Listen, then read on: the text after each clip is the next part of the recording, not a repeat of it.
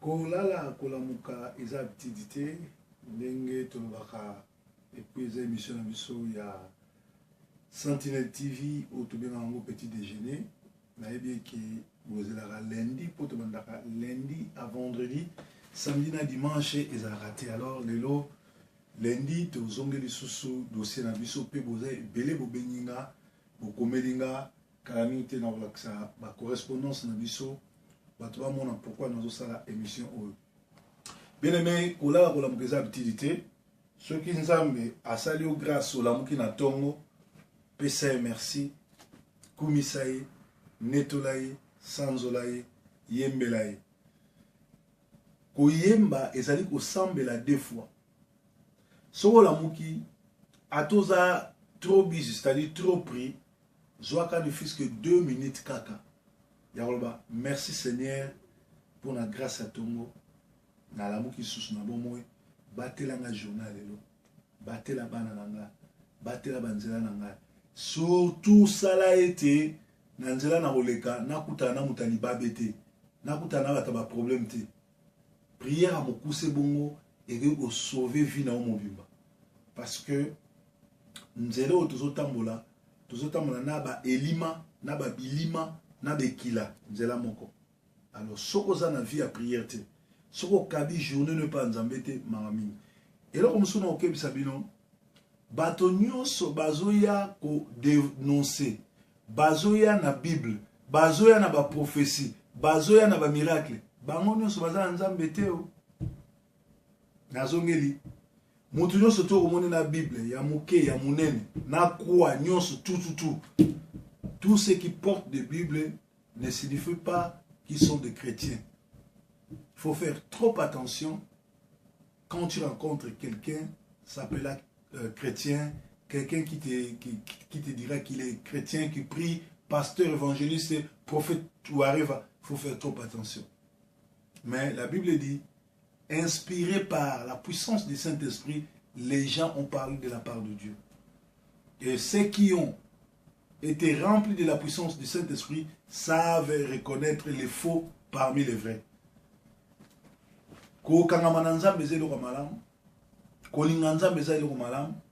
Vie ya kozala mo Christ ezali vie ya sacrifice.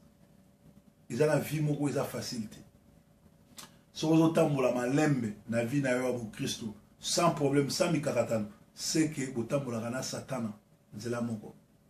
Mwana na nzamba solo alikana mikakatano mwana na nzamba solo bayinaka ye mwana na nzamba solo makamutu asalaka esimba mbala moko te soko zo mona vie na yo oza sans problème sans bitumba c'est que mutu na coupé satana ali bosono yo za la sima to bota mo côte à côte alors nazo ke dozo verset biblique moko pour na ko expliquer bien makamna olo balelo pour kolimisa kola mukiza petite boza déjà na petit déjeuner na Sentinelle TV. Tozali pe na Sofkins TV baolanda biso avec Canada place to bozali nzamba pambola bino. Alors balobi boy tozali na 2 Corinthiens 11 13 à 15 balobi ces hommes-là sont des faux apôtres, des ouvriers trompeurs déguisés en apôtres de Christ,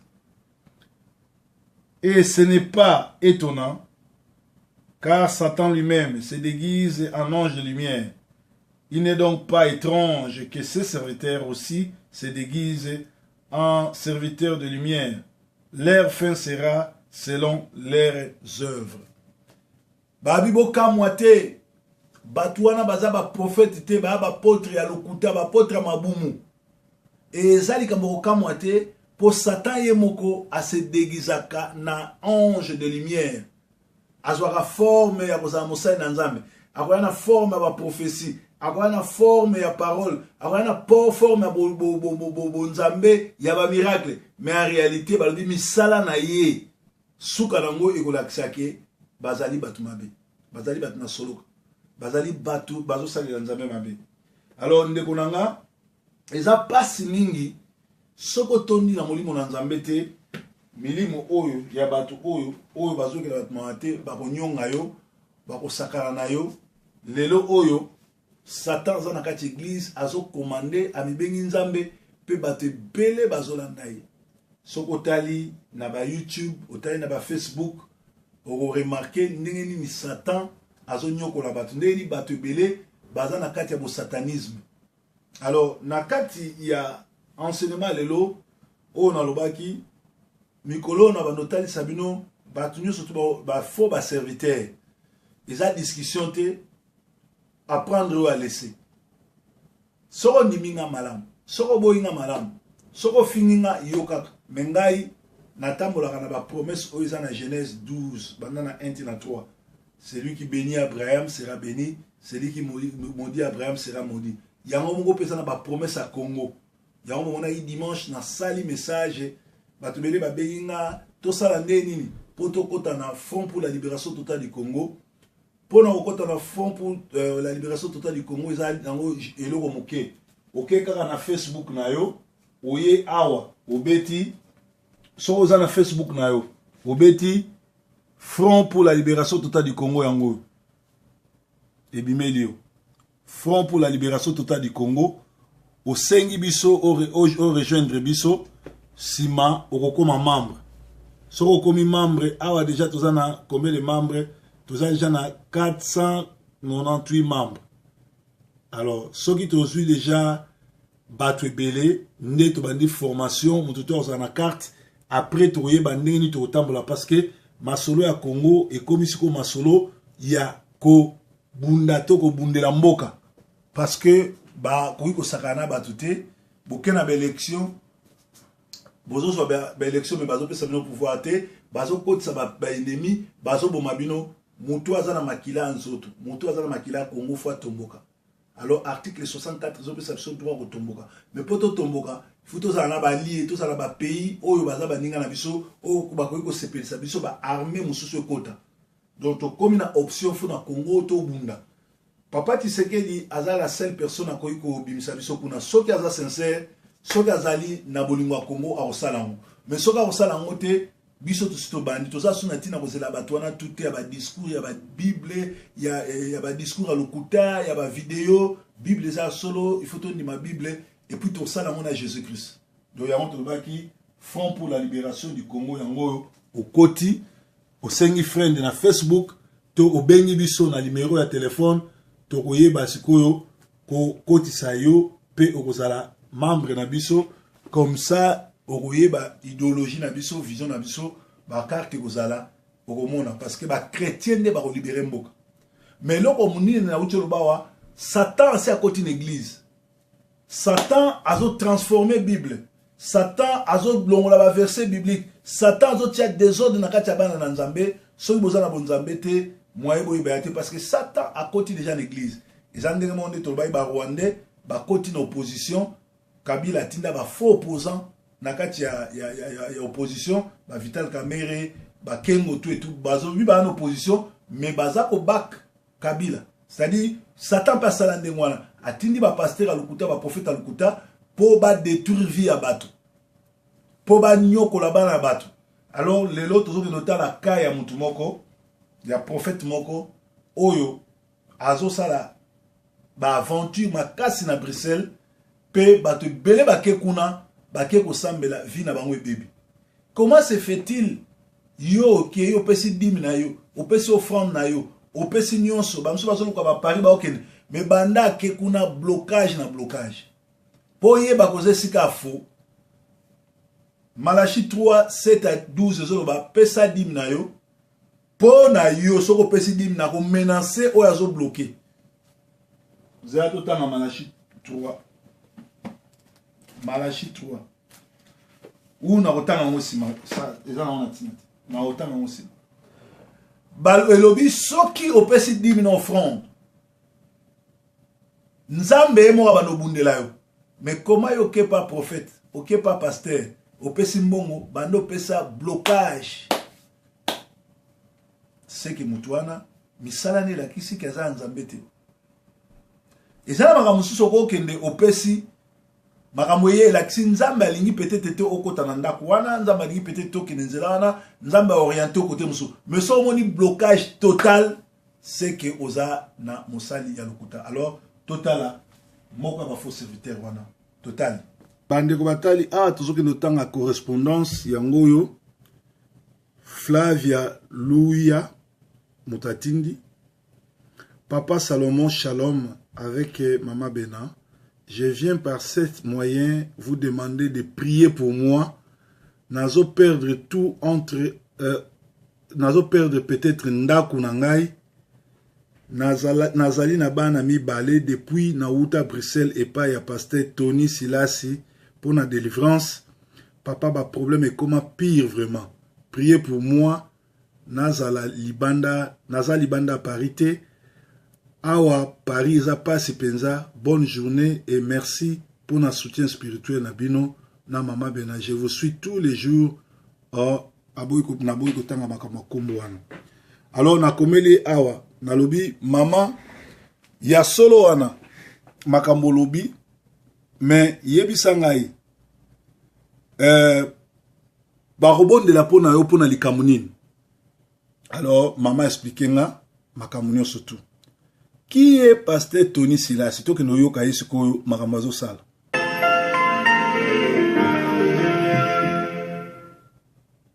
Amen.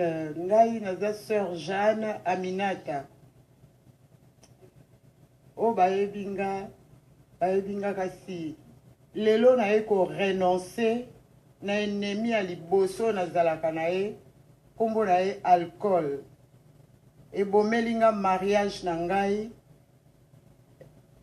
Nazaki millionnaire à bas âge, si selinga ba million nanga ebomelinga ba commerce nanga nyoso amindene nazaki nango. Je suis la sœur Aminata, beaucoup me connaissent. Aujourd'hui, je viens renoncer à mon premier ennemi que j'ai, l'alcool. Mon premier ennemi, c'est l'alcool. Je renonce aujourd'hui, au nom de Jésus-Christ de Nazareth, et au vide des boîtes de nuit. Malgré que je suis connu, ma boîte de nuit est trop connue au nom d'Hollywood City. Et tout a été fermé, mon divorce a été fait, mon deuxième divorce aussi, tout c'est à cause de l'alcool.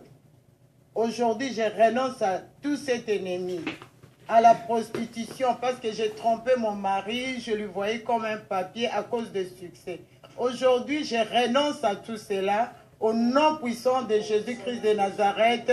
Je suis revenu maintenant à 100% à Jésus-Christ de Nazareth. Et l'Esprit de Dieu, malgré que je faisais du mal, je bois, je fais tout. Comme on a commencé avec Pasteur Tony avant, dans les années 90 et quelques, je venais aussi avec mon fiancé avant qu'on se marie. On venait avec lui à l'église et tout. Je suis partie, je me suis allée me promener partout, dans beaucoup des églises. Mais maintenant, une autre fois, ma soeur est venue, elle me dit, ah, mais tu sais pas, pasteur Tony est ici. Moi, je dis, j'ai déjà attendu, mais on a dit que c'était fermé chez Tony. Après, il y a quelqu'un qui était venu, Michael Kisanga. Il me dit, moi, je suis l'ami de Tony, je suis venu là, il est venu même dans sa maison. Va là-bas, Tony va te recevoir. À mon de tout ça, il m'a ramené les papiers de Tony. Moi, je dis, ah, Papa Tony Silas, il est toujours là. C'est pour ça aujourd'hui, j'ai dit, bon, je vais aller voir. Je vais aller voir et je suis revenu. Avant de venir, en tout cas, j'avais prié pendant 3 jours. J'ai dit, je vais essayer. Aujourd'hui, je ne bois pas parce que je vais aller voir Pasteur Tony. Comme ça, il va m'expliquer qu'est-ce qui se passe dans ma vie. C'est pour cela que je suis venu pour renoncer et je donne de conseils à tout ce monde qui continue à faire cette vie. En tout cas, d'abandonner et de suivre lui-même Jésus-Christ de Nazareth, l'homme de Galilée, qui a guéri les malades. Oui. Qui a guéri l'homme de Bethesda. On s'est beaucoup égaré. Près du Bethesda, il n'y avait personne pour nous guérir.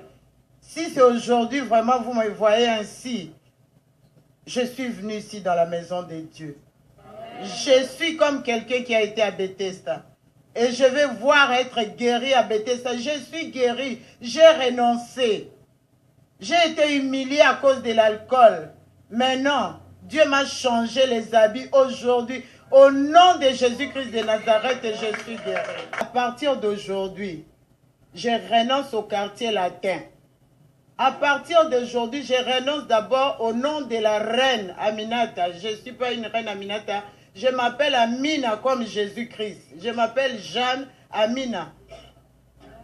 Je ne veux plus qu'on m'appelle la reine parce que je ne sais pas là où ça vient le nom du reine. Et je renonce à tous les succès du monde. Je ne veux que de Jésus-Christ de Nazareth. Amen.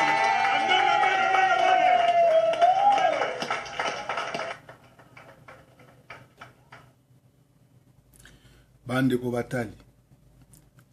Mwana mwasi oyo a une église kaka lelo. Mbala moko abani ko tubela. Abani ko renoncer. Abani ko loba makambo ebele. Entre temps nanu ba teyete. Nanu ba délivrer te.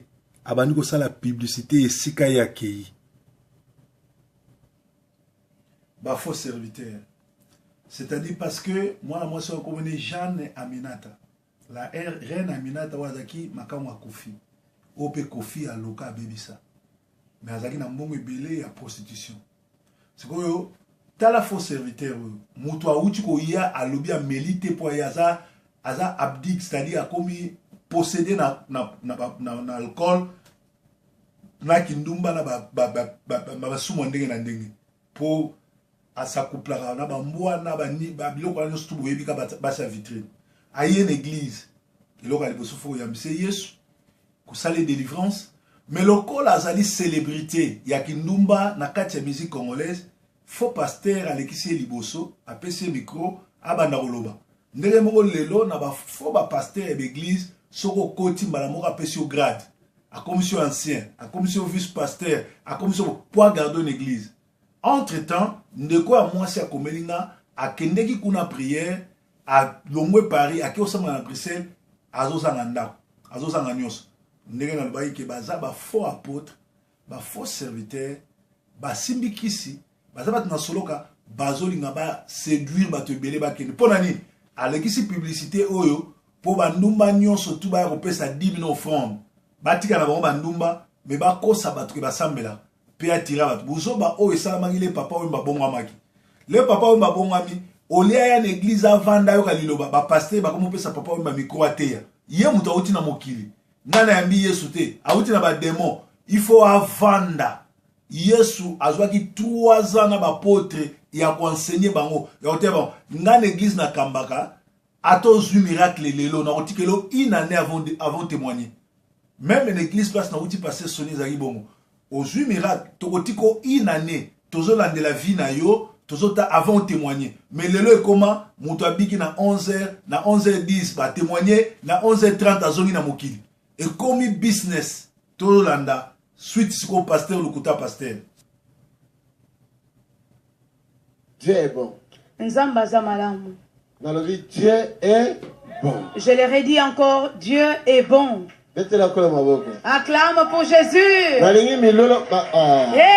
hey, hey, hey. Je voudrais que vous puissiez faire de grands bruits pour la gloire de notre roi. Dieu est vivant. Vous voyez pourquoi je lui ai demandé de venir. Il y a plusieurs personnes ici parmi nous qui la connaissent. Je t'ai fait appeler. Tel que j'étais appelé ainsi. Je pense qu'il y a certaines personnes qui auront un choc dans leur cœur. Mais les gens diront, mais pourquoi papa a fait appeler Aminata comme cela devant tout le monde? De maison à maison. Et Aminata.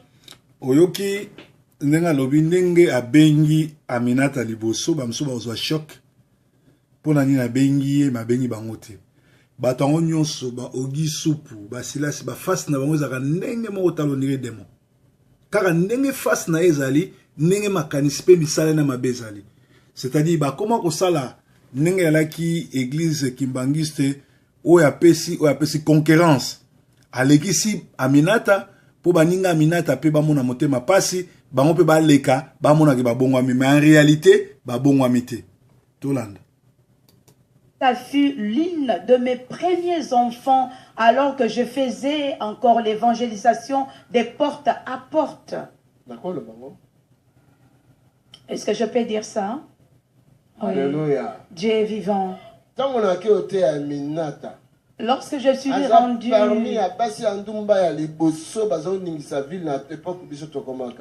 Lorsque je suis allé pour prêcher à Minata, à cette époque-là, elle était parmi les premières prostituées qui secouaient cette ville. Moi, je lui prêchais et je lui ai vu pleurer. Ce qui, je ne me trompe pas, na côté il y a Roger. Si je ne me trompe pas, c'était du côté de Roger. Vers l'immeuble Amélis. Voilà. L'immeuble Amélis, tout près de la gare du Nord. Alléluia. Elle a pleuré. Abi papa musala yo. Eza volonté nangate mena yebite lokoni ekota biso. Et ensuite, elle me dira, papa, ce travail, je ne le fais pas par ma propre volonté.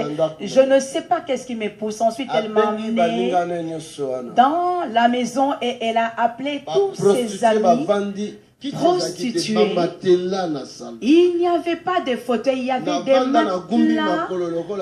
Au salon, je me suis assis comme un bouddhiste et j'ai pris ma Bible, je l'ai ouverte. Il y avait la sœur Monseka et toutes ces femmes prostituées. Elles étaient tous là, elles étaient vraiment nombreuses. Alléluia. Dieu est vivant. J'ai prêché l'évangile. La première personne que j'avais prêchée, c'était elle. Et ensuite, c'est elle qui leur a parlé parce que elle était comme leur cheftaine. Ensuite, elle leur a dit, nous toutes, nous nous rendrons à l'église. Et toutes, elles sont venues à l'église. J'étais la présidente de New Jack. Vous avez entendu? Bomoni, faux pasteur ou ya sataniste ou ya soko kei ko bon accueil kuna pour délivrer à Baxio Milimu. Bomoni bien que moi na moi si oyo azana posa za la sauver. Nzambe azana posa na pe ça fait soki depuis 1990 azwaka bango tout ba une église mais akoka ko te ba on sa malamu te. Akoka ko bikisa bango te. Parce que comment ba yaki et puis ba palanga ni susu. Mais soko tali pe bien ana posa moi so za la sauver te. Ba faux pasteur, ba faux prophète ba sa ndeni. Comme Yesu comme Mouké, ils ont attiré sous thé. Il faut que ça comme Minata, mon publicité na seba comme au quartier latin, comme Kofi pour étirer. Or combo et pesamani nalikolo pe na seza comme nani ya Yesu. Pe lisusu azo sala ndenge wana parce que bana basi oyo bazali o babimaka bandumba na babimaka na bandoki na ba squelette na bambua na batondene bazana ba démon ndenge bazana soko libéré te o délivré te lera ozonga moki so nzambe mutana posane satan ko lingati abongwana akoboma ye metala mwana mwasi oyo ba yeso ko exposer ye po babimisa publicité ser na ngai Aminata soko olanda vidéo na sali yango pona mabe na ote na sali poza la sauver okima pasteur wana na wipe oyepa na ngate Lukanzamba tali sika malamu kenobika parce que église de Dieu vivant ezana na sikatenda yanganga akende kokufa na Congo Brazzaville ko luka kolongola nzoto ya roi makoko et mwana na yazaki aventurier lelo o azali moko abanganga moko azo sala ki collabore na kati ya Kinshasa bazana banzambe te bazana batu basimbi soloka bato ba otambola na kobanga nzambe te tala batu boni babenginga Tony Silas ya bondela ipona bango ole babika et bendi ba problème et memi ba blocage memi nyos bible lobi ba o nyos ba yepa na ye batika la lolenge mokote ndeko na ngai kolanda kombote kolanda loyengete tuna kanza ba garçon oyo ba pengwa na Bruxelles on azaka ye mokote bazana ba biso ba benga ba jimo ba mapasa me ba ape ba pede ba ape batamisala mabe bazape ba miyibi ba yibaki mwana muchepele car prochainement on parler bino si muchepelepe kindoki na ye na kati église na Bruxelles nzambe nanga pambola bino kola mukeza habitude ezalaki likambo ya tongo lelo kotalisa bino misala mabe ya pasteur oyo na kombo ya Tony bomoni mama na komi akende ko sambela mais azu blocage batu mingi babenginga bakende kuna bapesi badimba bapesi bo franc bazu blocage c'est na yo yeba soko zo no pesa mbongo pa mutu aza info pasteur ozo contribuer na masumu na ye bokokenda li felobino mibale même nga oyo avant pesa ngai eloko faut tout na nzambe osambela nzambe hotel so kimia na nzambe za na bino journée ou eza journée malam to mona esi bongo ozui miracle tokotiko inane tozolande la vie na yo tozota avant témoigner mais lelo ekoma moto abiki na 11h na 11h10 ba témoigner na 11h30 azongi na mokili ekomi business tolanda suite siko pasteur lokuta pasteur. Dieu est bon. Nzamba za malamu. Dans la vie, Dieu est bon. Je le redis encore, Dieu est bon. Acclame pour Jésus. Hey, hey, hey, hey, hey. Je voudrais que vous puissiez faire de grands bruits pour la gloire de notre roi. Dieu est vivant. Vous voyez pourquoi je lui ai demandé de venir. Il y a plusieurs personnes ici parmi nous qui la connaissent. Je t'ai fait appeler. Tel que j'étais appelé ainsi. Je pense qu'il y a certaines personnes qui auront un choc dans leur cœur. Mais les gens diront, mais pourquoi papa a fait appeler Aminata comme cela devant tout le monde? De maison à maison. Et Aminata. Oyoki ndenga lobi ndenge abengi Aminata liboso bamso bazwa choc pona nini abengi mabengi bango te bato yango nyonso ba ogi supu ba silasi ba face na bango ezaka ndenge moko talonire demo kaka ndenge face na ezali ndenge makanisi pe misala na mabe ezali c'est-à-dire ba koma kosala ndenge yalaki église kimbangiste oyo apesi concurrence alekisi Aminata po baninga Aminata pe bamona motema pasi bango pe baleka bamona ke babongwami mais en réalité babongwami te tolanda. Ça fut l'une de mes premiers enfants alors que je faisais encore l'évangélisation des porte à porte. Est-ce que je peux dire ça? Oui. Alléluia. Dieu est vivant. Lorsque je suis rendu,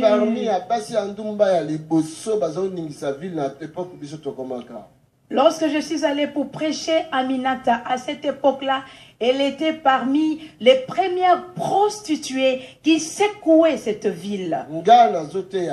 Moi, je lui prêchais et je lui ai vu pleurer. Ce qui, je ne me trompe pas, na côté il y a Roger. Si je ne me trompe pas, c'était du côté de Roger. Vers l'immeuble Amélis. Voilà. L'immeuble Amélis, tout près de la gare du Nord. Alléluia. Elle a pleuré. Abi papa musalayo, eza volonté nangate mena yebite lokoni ekota biso. Et ensuite, elle me dira, papa, ce travail, je ne le fais pas par ma propre volonté.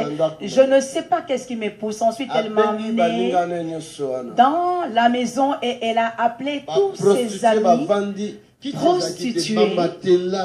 Il n'y avait pas de fauteuil, il y avait des matelas. Au salon, je me suis assis comme un bouddhiste et j'ai pris ma Bible, je l'ai ouverte. Il y avait la sœur Monseka et toutes ces femmes prostituées.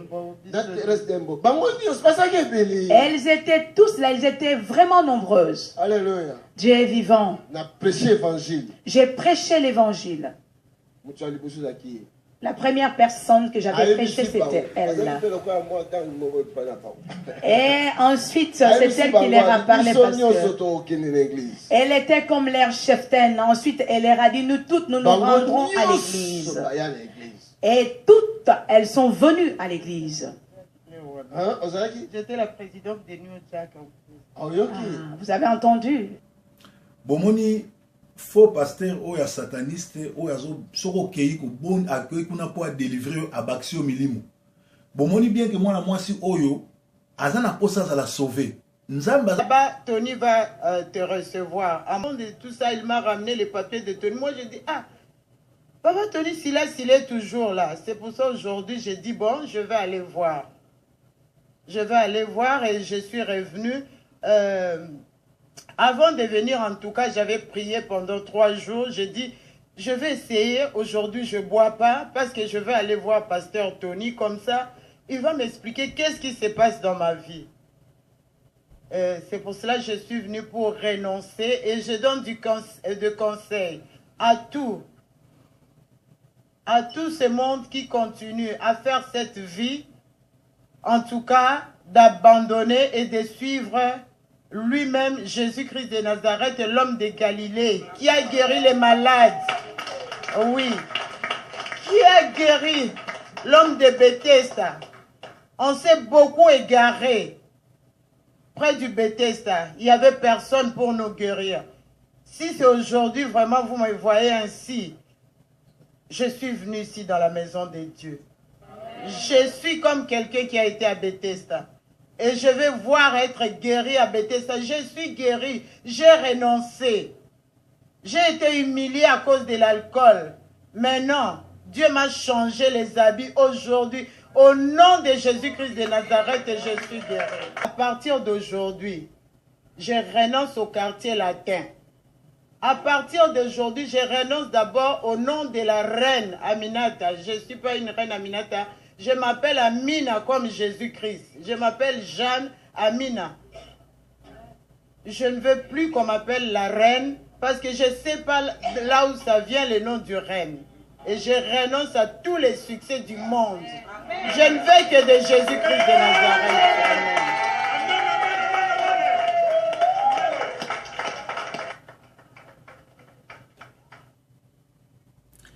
Bande ko batali. Mwana mwasi oyo a une église kaka lelo. Mbala moko abani ko tubela. Abani ko renoncer. Abani ko loba makambo ebele. Entre-temps nanu ba teyete. Nanu ba délivrer te. Abani ko sala publicité et sika yakei. Ba faux serviteur.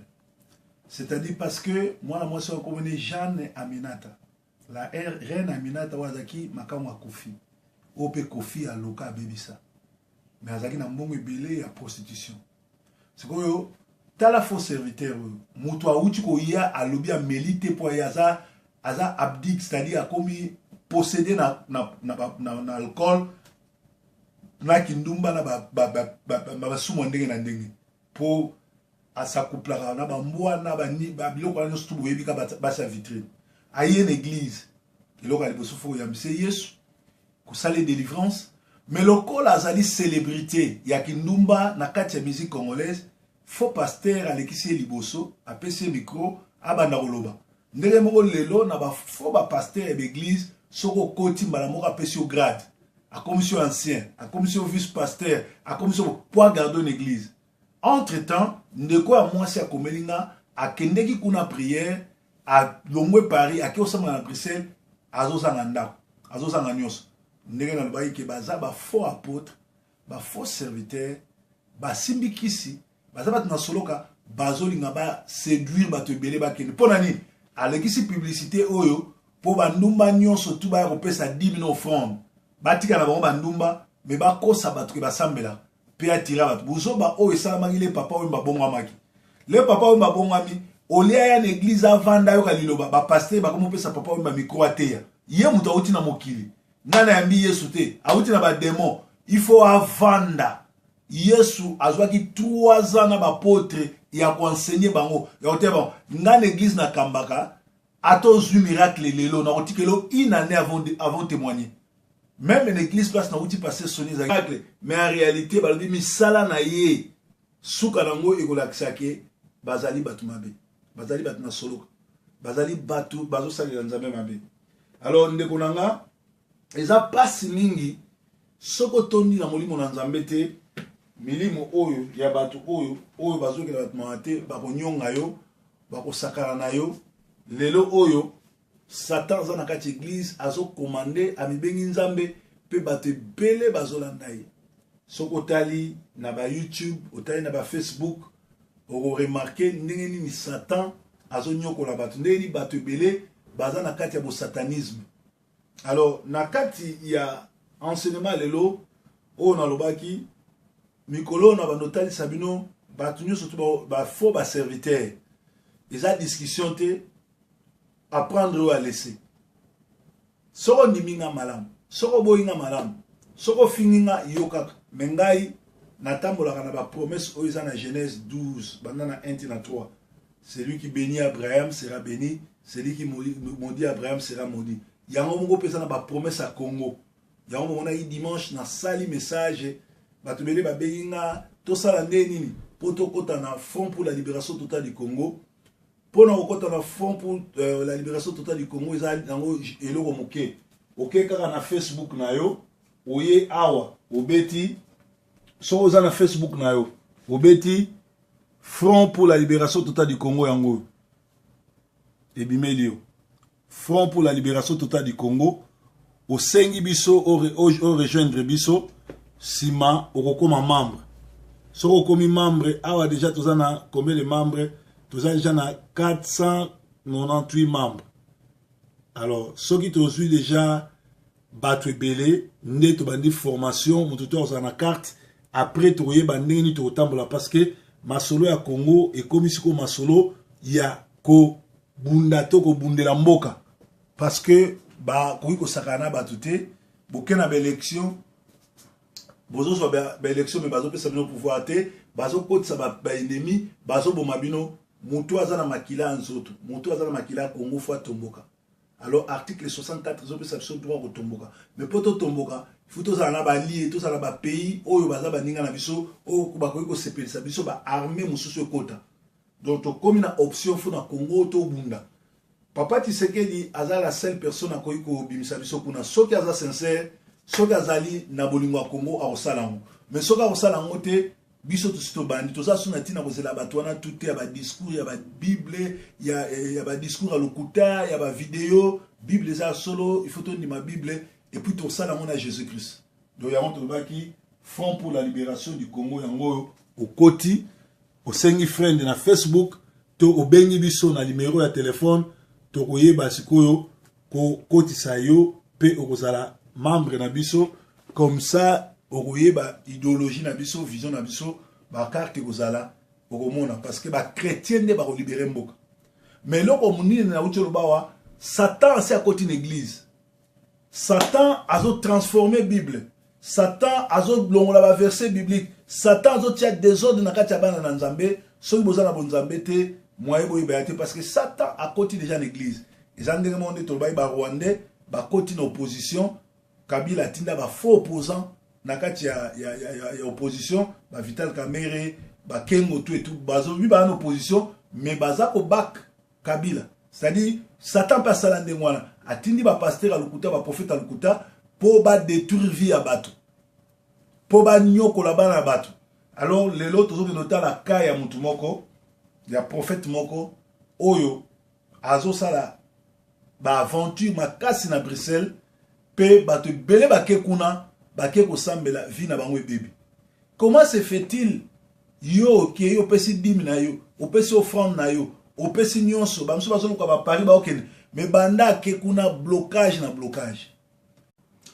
Kolala kolamuka eza activité ndenge tolobaka epeza émission na biso ya Sentinelle TV au tobenga ngo petit déjeuner na yebi ki bozelaka lundi po tobandaka lundi à vendredi samedi na dimanche ezalaka te. Alors lelo lundi tozongeli susu dossier na biso pe boza ebele bobenginga bokomelinga kala mingi te na kolakisa ba correspondance na biso bato bamona pourquoi nazosala émission oyo. Bien aimé kolala kolamuka eza utilité soki Nzambe asali yo grâce olamuki na tongo pesa ye merci kumisa ye netola ye sanzola ye yembela ye. Koyemba ezali kosambela deux fois soki olamuki atoza trop busy c'est-à-dire trop pris zwaka ne fût-ce que 2 minutes kaka Yaroba, merci Seigneur pour la grâce à Tongo. Na l'amour qui sous na bon moi, battez la journal lelo, battez la banana, battez la banzela nanga. Surtout ça l'a été, nanzela na roleka, na kutana mutaliba bete, na kutana bataba problème te. Prière à mon c'est bongo et que sauver vie na mobimba. Parce que nzela otozo tambola, tozotambola na ba elima na ba bilima na bekila nzela moko. Alors soko za na vie à prière te soko kabi journée ne pas nzambe te mamami. Et là comme ça na okebisa bino bato nyonso bazoya ko dénoncer bazoya na Bible bazoya na ba prophétie bazoya na ba miracle bango nyonso baza nzambe te o nazongeli mutu nyonso to komoni na Bible ya moke ya munene na croix nyonso tout ceux qui portent de Bible ne signifie pas qu'ils sont des chrétiens. Il faut faire trop attention quand tu rencontres quelqu'un s'appelle chrétien, quelqu'un qui te dira qu'il est chrétien, qui prie, pasteur, évangéliste, prophète ou arrive, il faut faire trop attention. Mais la Bible dit, inspiré par la puissance du Saint-Esprit, les gens ont parlé de la part de Dieu. Et ceux qui ont été remplis de la puissance du Saint-Esprit savent reconnaître les faux parmi les vrais.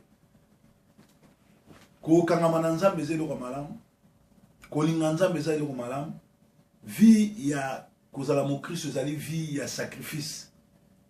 Ezala vie moko eza facilité. Sozo tambola malembe na vie na yo ya Christ sans problème sans mikakatano, c'est que botambola kana satana nzela moko. Mwana na nzamba solo alikana mikakatano. Mwana na nzamba solo ba inakaye. Mwana na nzamba solo makamutu asalaka esimba mbala moko te. Sozo mona vie na yo oza sans problème sans bitumba. C'est que nous avons coupé Satan à Ali Bosono Yosana Sima. Tout le monde est côte à côte. Alors, nous avons un verset biblique pour nous expliquer. Nous avons un balelo. Pour lire ça, vous avez déjà un petit déjeuner dans Sentinel TV. Vous allez payer dans Sofkins TV. Vous allez avec Canada. Place tout vous allez. Nous avons pas de alors, Balobi Boy. Vous allez dans 2 Corinthiens 11, 13 à 15. Balobi. Ces hommes-là sont des faux apôtres, des ouvriers trompeurs, déguisés en apôtres de Christ. Et ce n'est pas étonnant, car Satan lui-même se déguise en ange de lumière. Il n'est donc pas étrange que ses serviteurs aussi se déguisent en serviteurs de lumière. Leur fin sera selon leurs œuvres. Babibo kamwate batuana bazaba prophète te ba apôtre ya lokuta ba apôtre mabumu et zali kambo kamwate pour Satan yemoko a se déguisaka na ange de lumière azwaka forme ya kozala mosali na nzambe akoya na forme ya prophétie akoya na forme ya parole akoya na forme ya nzambe ya ba miracle boye bakoze sika fo. Malachi 3, 7 à 12, zoba pesa dim na yo. Po na yo, soko pesi dim na ko menacer ou yazo bloqué. Vous avez tout dans Malachi 3. Malachi 3. Ou na kotanga ngosima, ça eza na onatina. Na kotanga ngosima. Bal elobi soki opesi dim na offrande. Nzambe mo abano bundela yo. Mais comment yo ke pas prophète, ok pas pasteur? Au pesi mbongo bando pesa blocage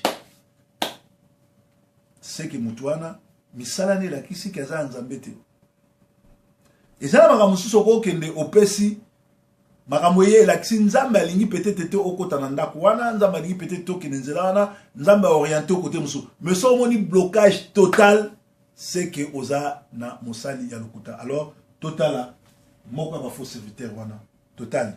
Bandeko batali tozoki notanga correspondance yangoyo Flavia Louia Mutatindi Papa Salomon Shalom avec Maman Bena. Je viens par cet moyen vous demander de prier pour moi. Nazo perdre tout entre nazo perdre peut-être ndaku nangai. Nazali na bana mi balé depuis Nauta Bruxelles et pas ya pasteur Tony Silasi. Pour la délivrance, papa, ba problème est comment pire vraiment. Priez pour moi, Nazala Libanda parité. Awa Paris a passé penza. Bonne journée et merci pour notre soutien spirituel Nabino, na Mama Bena. Je vous suis tous les jours. Alors, na komeli awa, na lobi, maman, ya solo wana makambo lobi mais yebisa ngai bakobondela mpo na yo mpo na likambo nini. Alors maman explique nga makambo nyonso tu. Qui est pasteur Tony Silas? To ke no yoka ye sikoyo makambo azosala.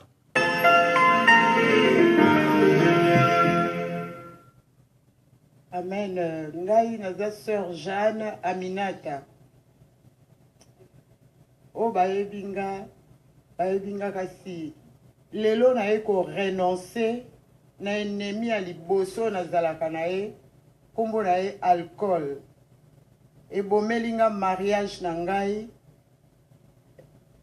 Nazaki millionnaire à bas âge, si selinga ba million nanga ebomelinga ba commerce nanga nyoso amindene nazaki nango. Je suis la sœur Aminata, beaucoup me connaissent. Aujourd'hui, je viens renoncer à mon premier ennemi que j'ai, l'alcool. Mon premier ennemi, c'est l'alcool. Je renonce aujourd'hui au nom de Jésus-Christ de Nazareth et au vide des boîtes de nuit. Malgré que je suis connu, ma boîte de nuit est trop connue au nom d'Hollywood City. Et tout a été fermé, mon divorce a été fait, mon deuxième divorce aussi, tout c'est à cause de l'alcool. Aujourd'hui, je renonce à tout cet ennemi, à la prostitution, parce que j'ai trompé mon mari, je lui voyais comme un papier à cause de succès. Aujourd'hui, je renonce à tout cela, au nom puissant de Jésus-Christ de Nazareth. Je suis revenu maintenant à 100% à Jésus-Christ de Nazareth. Et l'Esprit de Dieu, malgré que je faisais du mal, je bois, je fais tout. Comme on a commencé avec Pasteur Tony avant, dans les années 90 et quelques, je venais aussi avec mon fiancé avant qu'on se marie. On venait avec lui à l'église et tout. Je suis partie, je me suis allée me promener partout, dans beaucoup des églises. Mais maintenant, une autre fois, ma soeur est venue, elle me dit, ah, mais tu sais pas, Pasteur Tony est ici. Moi, je dis, j'ai déjà attendu, mais on a dit que c'était fermé chez Tony. Après, il y a quelqu'un qui était venu, Michael Kisanga. Il me dit, moi, je suis l'ami de Tony, je suis venu là, il est venu même dans sa... Va là.